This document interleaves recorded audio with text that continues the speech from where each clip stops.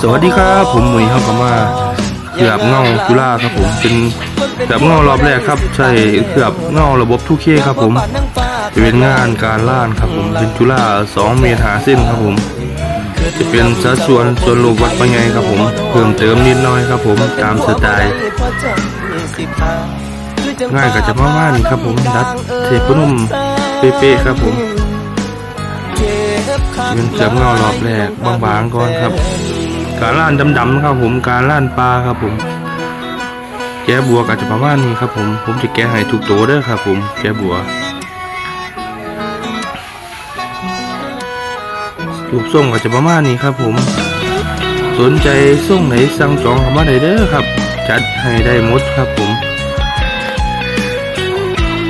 ฝากติดตามผลงานเด้อครับผมขอบคุณครับ